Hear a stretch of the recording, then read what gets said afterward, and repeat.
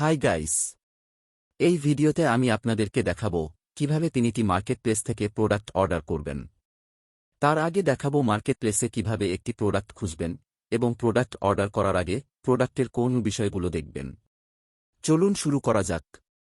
পিনিটির website visit করলে ওয়েবসাইটের header এরিয়াতে একটি সার্চ ফিল্ড দেখতে পাবো, সেখান থেকে আমাদের কাঙ্ক্ষিত প্রোডাক্টটির নাম লিখে সার্চ করতে পারব। অথবা ব্যানারের নিচে কিছু ক্যাটাগরি দেখতে পাবো, সেই ক্যাটাগরিগুলো থেকেও আমাদের কাঙ্ক্ষিত প্রোডাক্টটি খুঁজতে পারব। ওয়েবসাইটে কতগুলো ক্যাটাগরি আছে সেগুলো একসাথে দেখার জন্য ওয়েবসাইটের লোগোর ডান পাশে বার আইকনে ক্লিক করব। এরপর আমি ক্যাটাগরিজ ট্যাবে ক্লিক করব। এখানে অনেকগুলো ক্যাটাগরি একসাথে দেখতে পাব। ক্যাটাগরির সাথে আমরা একটি প্লাস আইকন দেখতে পাব, তার মানে সেই ক্যাটাগরির ভিতরে আরও কিছু সাব ক্যাটাগরি রয়েছে। সাব ক্যাটাগরিগুলো দেখার জন্য প্লাস আইকনে ক্লিক করতে হবে। আমি এখান থেকে ক্লোথিং ক্যাটাগরিতে ক্লিক করছি। এখানে দেখতে পাচ্ছি ক্লোথিংয়ের ভিতরে আরও কিছু সাব ক্যাটাগরি রয়েছে। আমি মেন্স কোথেসে ক্লিক করছি। এখানে ক্যাটাগরির প্রোডাক্টগুলো দেখতে পাব।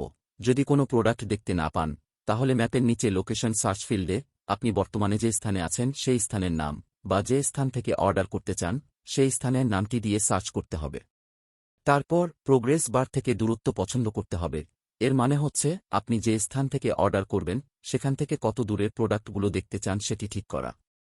এতে আপনার কাঙ্ক্ষিত প্রোডাক্টটি পাওয়ার সম্ভাবনা বেশি থাকে, কারণ কম দূরত্বের মধ্যে প্রোডাক্টটি রেজিস্টার করা না থাকলে, যদি বেশি দূরত্বের প্রোডাক্টটি রেজিস্টার করা থাকে তাহলে সেটি অর্ডার করতে পারবেন। এইভাবে ক্যাটাগরির মাধ্যমে আমাদের কাঙ্ক্ষিত প্রোডাক্টগুলো খুঁজে পেতে পারি। আরও নির্দিষ্টভাবে প্রোডাক্ট খুঁজতে হলে ফিল্টার ব্যবহার করতে হবে। সাধারণত ফিল্টার মানে হচ্ছে অবাঞ্ছিত উপাদানগুলোকে বাদ দেওয়া। প্রোডাক্টের ক্ষেত্রে ফিল্টার মানে হচ্ছে নির্দিষ্টভাবে কাঙ্ক্ষিত প্রোডাক্ট খুঁজে বের করা।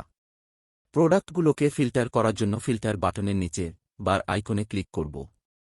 প্রোডাক্টগুলোকে দাম অনুসারে কম থেকে বেশি দামেরগুলো দেখার জন্য এখান থেকে sort by price low to high option click করব। প্রোডাক্টগুলোকে দাম অনুসারে কম থেকে বেশি দামেরগুলো দেখাবে। ডিফল্ট সর্টিং মানে হচ্ছে সিস্টেম অটোমেটিক্যালি যেভাবে প্রোডাক্টগুলোকে সাজায়। শর্ট বাই পপুলারিটি মানে হচ্ছে জনপ্রিয়তা অনুসারে প্রোডাক্টগুলোকে সাজানো। তারপর শর্ট বাই এভারেজ রেটিং মানে হচ্ছে প্রোডাক্টের রেটিং অনুসারে প্রোডাক্টগুলোকে সাজানো। শর্ট বাই লেটেস্ট মানে হচ্ছে সর্বশেষ প্রোডাক্ট অনুসারে প্রোডাক্টগুলোকে সাজানো। Sort by price high to low মানে হচ্ছে প্রোডাক্টগুলোকে দাম অনুসারে বেশি থেকে কম দামেরগুলো সাজানো। এভাবে শর্টিংয়ের মাধ্যমেও আমাদের কাঙ্ক্ষিত প্রোডাক্ট খুঁজে পেতে পারি। এখান থেকে পছন্দের প্রোডাক্টটিতে ক্লিক করব। এটি হচ্ছে প্রোডাক্টের ফিচার ইমেজ বা ডিফল্ট প্রোডাক্ট। ছবিটির বাম এবং ডান অ্যারোগুলোতে ক্লিক করলে প্রোডাক্টের আরও ছবি থাকলে সেগুলো দেখা যাবে। প্রোডাক্টের ছবিটির নিচে দেখতে পাব এই প্রোডাক্টটি যে ক্যাটাগরিগুলোর অন্তর্ভুক্ত সেই ক্যাটাগরিগুলোর নাম। তারপর প্রোডাক্টের টাইটেল বা নাম এবং তার নিচে সোল্ড বাই অর্থাৎ বিক্রেতা, যিনি পণ্যটি বিক্রি করছেন। এই বিক্রেতার অন্যান্য প্রোডাক্ট সমূহ দেখার জন্য স্টোর নেইমে ক্লিক করতে হবে। তারপর দেখতে পাব প্রোডাক্টের প্রাইস। প্রোডাক্টটি স্টকে আছে কিনা সেটি প্রাইসের নিচে দেখতে পাব। তারপর এই প্রোডাক্টটিতে বা এই বিক্রেতা কি অফার করছেন সেটিও দেখতে পাব। অফারের নিচে প্রোডাক্টের সার্ভিস দেখতে পাব। প্রোডাক্টটি ভ্যারিয়েবল হলে আমাদের কাঙ্ক্ষিত রং এবং সাইজ অনুসারে প্রোডাক্টটি পছন্দ করতে পারব। এবং সাইজের নিচে কয়টি অর্ডার করতে চাচ্ছি সেটি সংখ্যা দেওয়ার অপশন দেখতে পাব। এই প্রোডাক্টটি আপনার যদি পছন্দের হয়ে থাকে তাহলে হার্ট আইকনে ক্লিক করে উইশ লিস্টে রাখতে পারবেন। তারপর আমরা একটি গুরুত্বপূর্ণ তথ্য দেখতে পাব, এটি হচ্ছে এই প্রোডাক্টটি কত দিনে ডেলিভার করা হবে। প্রোডাক্ট সম্পর্কে কোনো প্রশ্ন থাকলে অ্যাস্ক আ কোয়েশ্চেন ক্লিক করে পণ্য সম্পর্কিত জিজ্ঞাসা করতে পারব। তার নিচে আমরা প্রোডাক্টের ক্যাটাগরি এবং ট্যাগগুলো দেখতে পাব। ডেসক্রিপশন থেকে প্রোডাক্ট সম্পর্কে বিভিন্ন তথ্যগুলো পাওয়া যাবে।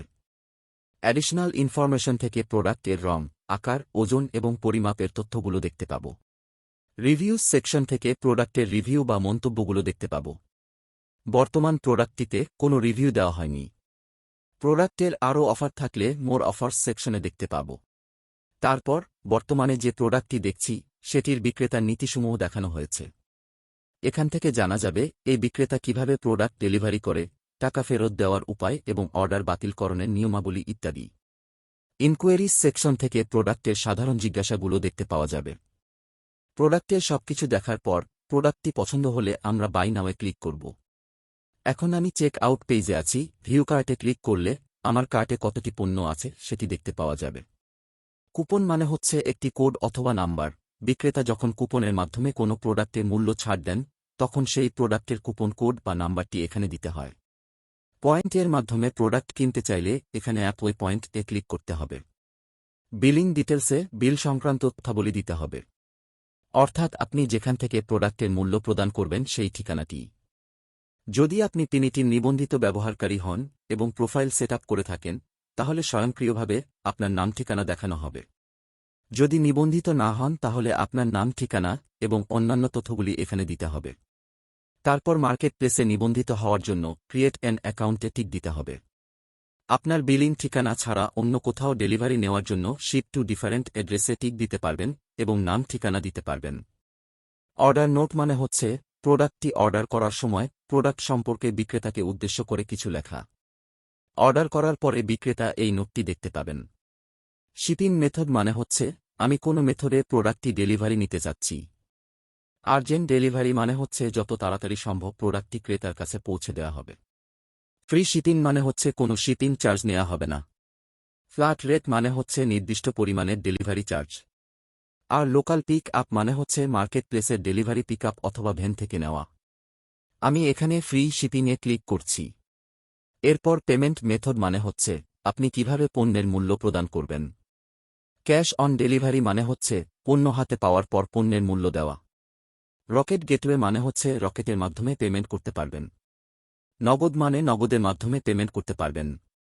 আমি এখানে ক্যাশ অন ডেলিভারি ক্লিক করছি। ওয়েবসাইটের শর্তাবলীতে একমত হওয়ার জন্য আই হ্যাভ রিড অ্যান্ড এগ্রিতে টিক দিব এবং প্লেস অর্ডার বাটনে ক্লিক করব। আমার অর্ডারটি সম্পন্ন হয়েছে দেখাচ্ছে। অর্ডার ডিটেলসে অর্ডারের বিস্তারিত দেখানো হয়েছে। তারপর বিলিং এবং শিপিং অ্যাড্রেস দেখা যাচ্ছে। এরপর আমি প্রোফাইল আইকনটিতে ক্লিক করব। এখান থেকে অর্ডারস-এ ক্লিক করব। যে অর্ডারটি আমি দেখতে চাচ্ছি সেটার ভিউ বাটনে ক্লিক করব। তারপর আমি নিচে স্ক্রল করব। অর্ডার আপডেট সেকশনে অর্ডারটি সম্পন্ন হয়েছে কিনা সেটি দেখা যাবে।